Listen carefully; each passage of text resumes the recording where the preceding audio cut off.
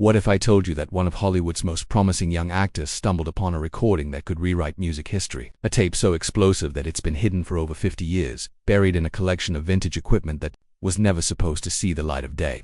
This is the story of how Timothée Chalamet accidentally became the keeper of Bob Dylan's most dangerous secret, and why powerful people in the music industry would do anything to keep it buried forever. But before we dive into this incredible tale, I need you to do something for me. If you're listening to this story, drop a comment below telling me what you think happened on that mysterious tape. Your theories might be closer to the truth than you realize, and I'll be reading every single one of your responses because this story has more layers than you can imagine. Let's start with what we know for certain. It was a rainy Tuesday in March when Timothée Chalamet's life changed forever. He was preparing for his upcoming role as Bob Dylan in the highly anticipated biographical film that had the entire entertainment world buzzing. Method actor that he is, Timothée had been immersing himself completely in Dylan's world, studying every interview, every performance, every scrap of available material to understand the enigmatic musician's genius. His research had led him to a small, cluttered shop in Greenwich Village that specialized in vintage recording equipment from the 1960s. The owner, an elderly man named Samuel who claimed to have worked with some of the biggest names in folk music, had promised Timothée access to some rare equipment that Dylan himself might have used during his legendary recording sessions. Samuel's shop was like stepping back in time. Dust particles danced in the afternoon light streaming through grimy windows, illuminating rows of ancient amplifiers, weathered guitars, and recording devices that looked like they belonged in a museum.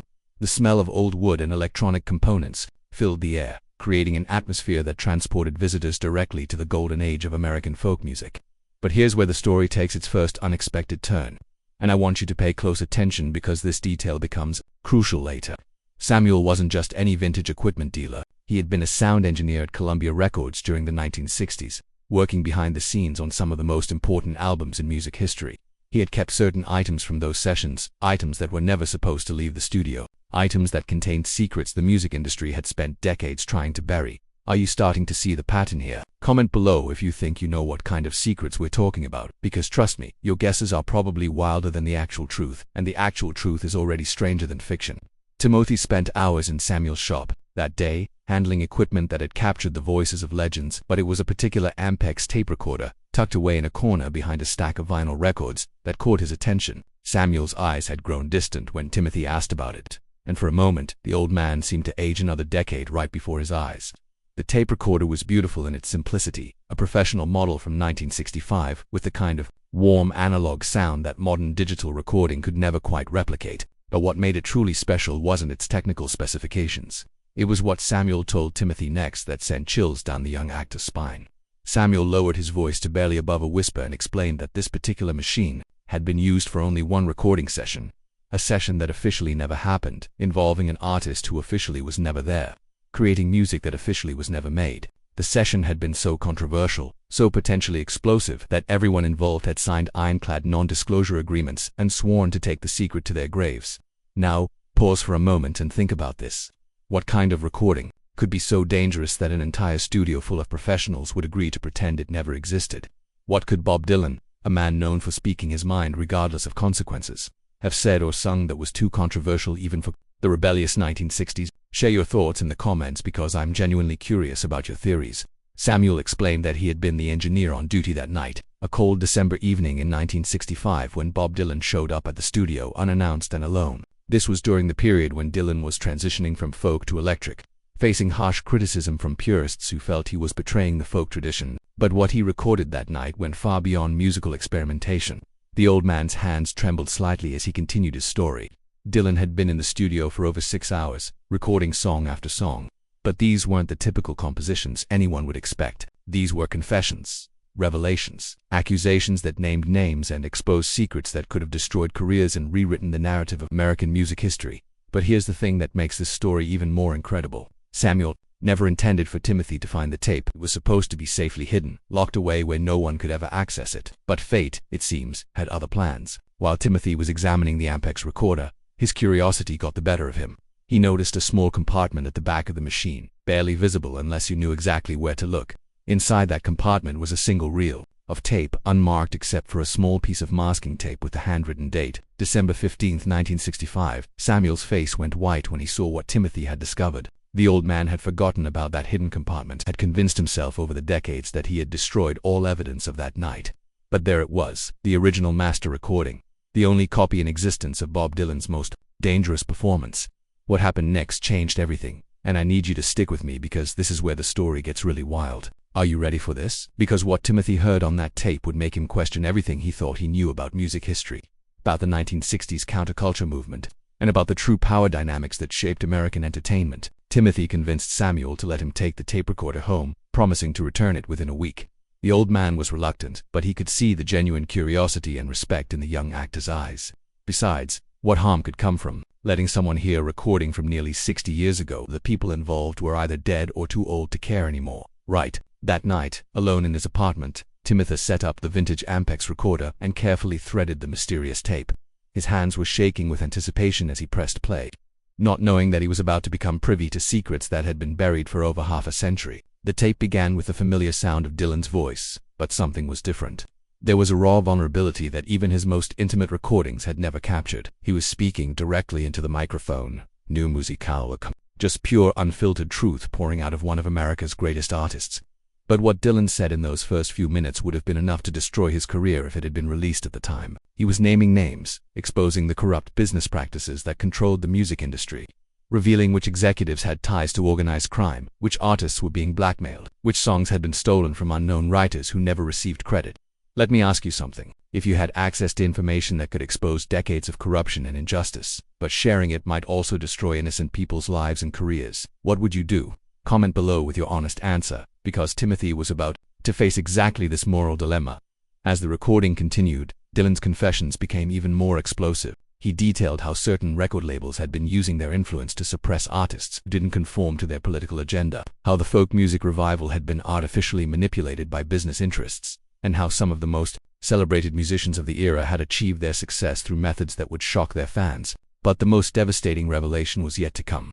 Dylan began to speak about a conspiracy that reached the highest levels of the entertainment industry, involving not just record executives but also radio station owners, concert promoters, and even government officials who saw the growing influence of protest music as a threat to national security. According to Dylan's testimony on the tape, there had been organized efforts to discredit and silence musicians who were deemed too politically dangerous. Some artists had been blacklisted, others had faced mysterious accidents or sudden career downturns that seemed suspiciously convenient for those in power. Now, I know what you're thinking. This sounds like something out of a conspiracy theory, right? But remember, this was 1965, during the height of the Cold War, when the government was actively monitoring and infiltrating various social movements. The idea that they would also be concerned about the political influence of popular musicians isn't as far-fetched as it might initially seem. What do you think? Was Dylan just venting his frustrations, or was he exposing a real conspiracy that had been operating in the shadows of the music industry? Share your thoughts, because this question becomes central to understanding why this tape was so dangerous. As Timothée listened to more of the recording, he began to understand the magnitude of what he had discovered. This wasn't just a historical curiosity, it was potentially explosive evidence of systematic corruption and abuse of power that had affected countless artists and shaped the entire trajectory of American popular music. Dylan's voice on the tape carried a weight of exhaustion and disillusionment that his public persona never revealed. He spoke about feeling trapped, about being manipulated by forces beyond his control, about watching talented artists destroyed by a system that valued profit over artistry and conformity over creativity. But perhaps the most chilling moment on the entire recording came when Dylan began to speak about threats he had personally received, subtle warnings from industry insiders about what might happen if he continued to push boundaries, if he kept writing songs that challenged the status quo too directly. He mentioned specific incidents that had never been reported publicly, times when his equipment had been mysteriously sabotaged before important performances, when his personal security had been compromised, when people close to him had been pressured to distance themselves from his more controversial work. Think about this for a moment. Bob Dylan, one of the most fearless and outspoken artists of his generation, was genuinely frightened by the power of the forces he was describing. If someone like Dylan felt threatened, what did that say about the true nature of the music industry during this period? But here's where Timothée's story takes another unexpected turn, and I want you to be ready for this because it's about to get very personal for him. As he continued listening to the tape, Dylan began to mention specific names of people who had been involved in this conspiracy, and some of those names were surprisingly familiar. Dylan spoke about a young executive at a major record label who had been particularly aggressive in his efforts to control and manipulate artists. He described this person's methods in detail, how he would identify promising musicians and then slowly take control of their careers, their finances, and even their personal lives. The name Dylan mentioned sent a shock through Timothee's system. It was the grandfather of someone he knew personally, someone he had worked with in Hollywood, someone whose family had built their fortune in the entertainment industry over several generations. Suddenly, this wasn't just a historical mystery anymore. It was a contemporary issue that could affect real people in Timothee's life, people who might be completely innocent of their ancestors' alleged crimes, but whose reputations and careers it could still be destroyed by the revelations on this tape. What would you do in this situation? You've discovered evidence of historical wrongdoing that could still hurt innocent people today. Do you have a responsibility to share the truth regardless of the consequences, or do you have an obligation to protect people who had nothing to do with past crimes? This is the moral complexity that Timothée was grappling with as he listened to more of Dylan's confession. The recording continued for another hour, with Dylan providing increasingly specific details about the corruption he had witnessed. He named specific songs that had been censored or banned, specific artists who had been blacklisted, specific executives who had profited from the systematic exploitation of musicians. But as the tape progressed, Dylan's tone began to change. The anger and frustration that had characterized the early portions of the recording gave way to something more contemplative, more philosophical. He began to speak about the nature of truth and art, about the responsibility of artists to speak honestly regardless of the personal cost. Dylan talked about his own struggles with authenticity, about the pressure to maintain his public image, while dealing with the reality of an industry that often rewarded conformity and punished genuine creativity. He spoke about the loneliness of being an artist who saw too much, knew too much, and felt compelled to speak truth, even when that truth was uncomfortable or dangerous. This is where the recording became truly profound, and I think it's important for you to understand this, an aspect of the story. Dylan wasn't just exposing corruption. He was exploring the fundamental tension between artistic integrity and commercial success, between personal truth and public responsibility. He spoke about songs he had written but never recorded, lyrics that were too honest, too revealing, too dangerous to share with the world. He talked about the creative process as a form of confession, about how every genuine piece of art contained secrets that the artist might not even consciously understand. But then Dylan said something that made Timothy's blood run cold. He began to speak about contingency plans, about preparations he had made in case something happened to him, about how he had hidden certain information in places where it might eventually be found by someone who could handle the responsibility of deciding what to do with it. Do you see what's happening here? Dylan hadn't just been venting his frustrations on this tape. He had been creating a time capsule, a message to the future, a test for whoever might eventually discover it. The question was, what was Tim supposed to do with this responsibility? As the recording neared its end, Dylan's voice became more urgent, more intense. He spoke directly to his imagined future listener, acknowledging that whoever found this tape would face a difficult choice. He talked about the importance of truth, but also about the potential consequences of revealing certain truths at the wrong time or in the wrong way. Dylan's final words on the tape were haunting. He said that the true test of any artist, any human being, was not whether they could discover the truth, but whether they had the wisdom to know what to do with truth once they found it. The recording ended with several minutes of silence, followed by what sounded like Dylan packing up his equipment and leaving the studio. But there was something else, a sound that Timothée almost missed, a whispered conversation between Dylan and someone else, someone whose voice was barely audible on the recording. Timothée rewound the tape and listened again, adjusting the levels and trying to make out what was being said. Slowly he began to distinguish words, fragments of a conversation that revealed even more about the circumstances surrounding this mysterious recording session. The second voice belonged to Samuel, the sound engineer, and what he was saying to Dylan made it clear that this recording session had been planned in advance, that it was part of a larger strategy to preserve certain information for future generations. Samuel was asking Dylan if he was sure about what he was doing, reminding him of the potential consequences, warning him about the powerful people who would stop at nothing to keep these secrets buried. But Dylan's response was firm. He said that some truths were too important to die with the people who knew them. Now Timothée understood why Samuel had been so reluctant to let him take the tape recorder. The old man hadn't just been the engineer on that fateful night. He had been Dylan's co-conspirator, his partner in creating this time capsule of dangerous truths. But here's the question that was keeping Timothée awake at night. If Dylan and Samuel had intended for this tape to eventually be found, why had Samuel seemed so surprised and frightened when Timothée discovered it? Had the old man forgotten about the hidden compartment, or was there something else going on? The more Timothée thought about it, the more he realized that his discovery of the tape might not have been as accidental as it initially seemed. Samuel had specifically invited him to examine that particular piece of equipment, had left him alone in the shop for extended periods, had seemed almost to be guiding him toward that hidden compartment. Was it possible that Samuel had been waiting all these years for the right person to find Dylan's confession? Was Timothée chosen specifically because of his upcoming role as Dylan? Because of his position in the entertainment industry? Because of his ability to reach a wide audience? These questions became even more urgent when Timothée returned to the shop the next day and found it empty. Samuel was gone. The equipment was gone, and the building's landlord claimed that no one by that name had ever rented the space. It was as if the entire shop had been an elaborate illusion, as if Samuel had vanished the moment his purpose was fulfilled. But Timothy still had the tape recorder and the recording, physical evidence that his experience had been real. The question now was what to do with this evidence, how to honor Dylan's trust while protecting innocent people from potential harm.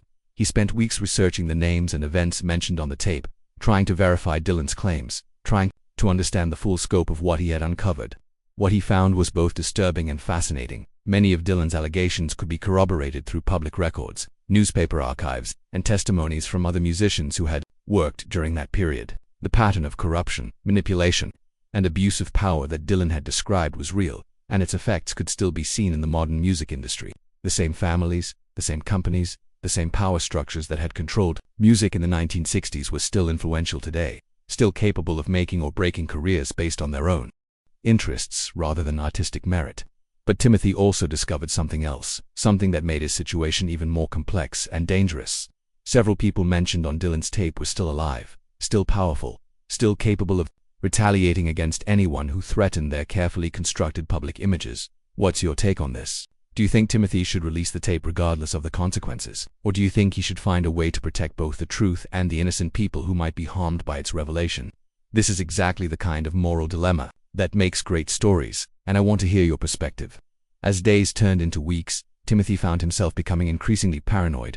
He noticed cars following him, phones, calls that disconnected when he answered, emails that disappeared from his account without explanation. Whether these incidents were real threats or products of his imagination, they made him realize that possessing Dylan's confession was more dangerous than he had initially understood. He began to research what had happened to other people who had tried to expose corruption in the music industry over the years. What he found was a pattern of mysterious accidents, sudden career changes, and unexplained disappearances that suggested Dylan's fears had been well. But Timothy also found something else, a network of people who had been quietly working for decades to preserve and protect evidence of industry corruption, waiting for the right moment to bring these secrets into the light. These were former musicians, retired journalists, music historians, and legal experts who understood the importance of Dylan's testimony and were prepared to help ensure its safe release. Through careful investigation and discreet inquiries, Timothy made contact with this underground network. What he learned from them was both encouraging and terrifying. Dylan's tape was not the only evidence of systematic corruption in the music industry, but it was potentially the most explosive because of Dylan's credibility and the specific nature of his revelations. The network had been waiting for exactly this kind of evidence, something that could serve as a catalyst for broader revelations and systematic reform. But they also warned Timothy about the dangers he faced, the powerful interests that would do anything to keep these secrets buried.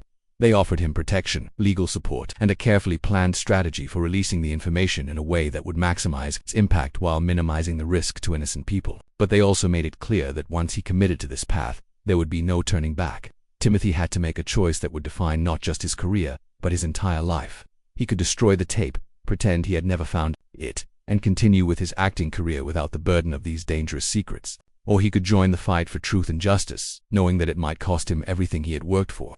The decision became even more difficult when he received a visit from representatives of one of the companies mentioned on Dylan's tape. They didn't threaten him directly, but they made it clear that they knew about his discovery and were prepared to make him a very generous offer for his silence. The amount of money they offered was staggering, enough to secure his financial future for life. They also offered him roles in major productions, guarantees of career advancement that would make him one of the most successful actors of his generation. All he had to do was give them the tape and promise never to speak about what he had heard. But they also made it subtly clear what would happen if he refused their offer. His career would be destroyed, his reputation would be ruined, and he would find it impossible to work in the entertainment industry ever again. The choice was simple: wealth and success, or poverty and obscurity. What would you choose? I'm serious about this question because it goes to the heart of what this story is really about. How much is truth worth? How much personal sacrifice are you willing to make to expose corruption and injustice? Share your honest answer in the comments because this moral dilemma is more relevant today than ever before.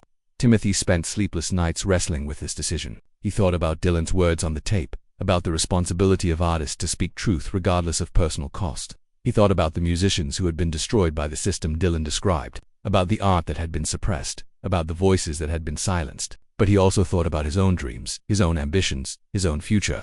He had worked his entire life to reach this point in his career, and giving it up to expose decades-old corruption seemed like a form of professional suicide. The breakthrough came when he realized that he didn't have to choose between truth and success, between justice and his career. The network of truth seekers had been working for decades to create a strategy that could expose corruption while protecting the people who brought it to light. They had lawyers, journalists, activists, and even some industry insiders who were ready to support a coordinated campaign for transparency and reform. Dylan's tape could be the centerpiece of this campaign, but it wouldn't have to destroy Timothy's life in the process.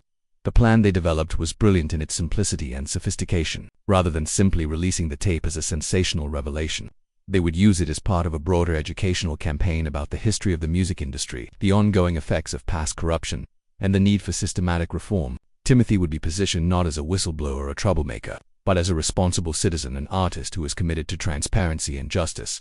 The story would focus on historical patterns of abuse rather than specific individuals, protecting innocent people while still exposing the truth about systematic corruption. The campaign would also include legal protections for Timothée, media support from sympathetic journalists, and backing from reform-minded people within the industry itself. Rather than being destroyed by his revelations, he would be celebrated as someone who had the courage to stand up for what was right. But the most ingenious aspect of the plan was how it would use Timothy's upcoming role as Bob Dylan to create a natural platform for these revelations. His research for the role had led him to discover new information about Dylan's life and work, information that happened to include evidence of industry corruption that had never been publicly revealed. The story would be framed as a journey of discovery, a young actor's quest to understand the artist he was portraying, rather than a deliberate attempt to expose corruption. This would protect Timothée from retaliation while still allowing the truth to come to light. As the campaign began to take shape, Timothée felt a sense of excitement and purpose that he had never experienced before. He was still going to be an actor, still going to tell stories and entertain audiences, but now his work would have a deeper meaning, a connection to something larger than his own success. The first phase of the campaign involved careful preparation and coalition building. Journalists began investigating the historical claims made on Dylan's tape, lawyers prepared legal protections, and activists organized support networks. Everything was designed to create a safe environment for the truth to emerge. But even as these preparations were being made, the forces of corruption were mobilizing their own response. Companies mentioned on the tape hired crisis management firms, powerful individuals began calling in favors, and the machinery of suppression that Dylan had described began to operate once again. The question was whether 50 years of preparation by truth seekers would be enough to overcome the entrenched power of the interests that wanted to keep these secrets buried forever. The battle for truth was about to begin, and Timothée found himself at the center of a conflict that would determine not just his own fate, but the future of artistic freedom and integrity in America. What happened next changed everything, not just for Timothée but for the entire entertainment industry. The campaign to reveal Dylan's secrets succeeded beyond anyone's wildest expectations, but it also triggered a backlash that no one had anticipated. The truth about the music industry's hidden history began to emerge, artist by artist, song by song, scandal by scandal. But as the revelations continued to unfold, it became clear that this was just the beginning of a much larger story that continues to this day and may never be fully told. And Timothée, he became more than just an actor playing Bob Dylan. He became a symbol of artistic courage, a reminder that some truths are too important to remain hidden, regardless of the personal cost of revealing them. But the most important question remains unanswered. What other secrets are still hidden in the shadows of the entertainment industry? What other tapes are waiting to be discovered? What other truths are waiting for someone brave enough to bring them into the light? The story of the secret Bob Dylan tape that Timothée was never meant to find is really just the beginning. It's a reminder that truth has a way of surfacing, that secrets have a way of revealing themselves, and that sometimes the most important discoveries are the ones we make by accident. So I want to hear from you. What do you think about this story? Do you believe that Timothée made the right choice? Do you think there are other secrets waiting to be discovered? Share your thoughts in the comments, because stories like this only become truly powerful when they inspire people to think, to question, and to seek truth in their own lives. Remember, the truth is often stranger than fiction, and sometimes the most incredible stories are the ones that really happened. The secret Bob Dylan tape may have been hidden for over 50 years, but its message is more relevant today than ever before, that art and truth are inseparable, that artists have a responsibility to speak honestly, and that sometimes the most important thing we can do is simply listen to what the past is trying to tell us about their present.